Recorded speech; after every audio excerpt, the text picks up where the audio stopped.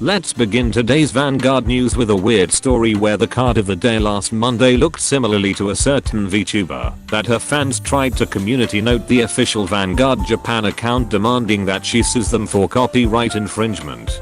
Fortunately, the VTuber in question made a statement to calm her simps down and learned that to always add context to your post instead of vaguely mentioning something and letting the rest of the internet guess your motives. Moving away from Twitter drama, Krysrain and Seraph got 2 new cards each in DZBT07, just so Bushiroad can rub salt to all the Makoto and Tomori fans who liked them for making the series funny. Sunset and Cut Flowers Killers while on rear guard gets 5k power when she attacks. While you have a grade 3 or higher Krysrain Vanguard, she gets 10k power instead if you have 5 or more units.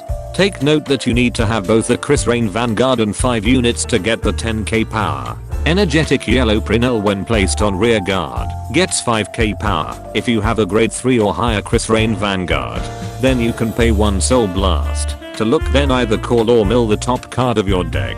And while on the Guardian Circle, she gets 5k shields if you have a grade 3 or higher Krysrain Vanguard.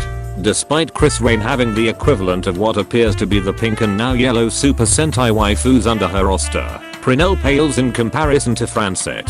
She doesn't synergize with Krysrain, except for going full gold paladin and filling up your board with your trigger.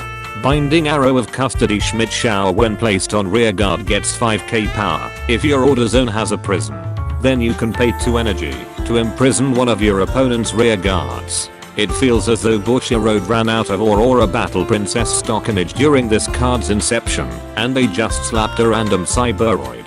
The only thing telling me that this is a prison support is how she has bind in her title.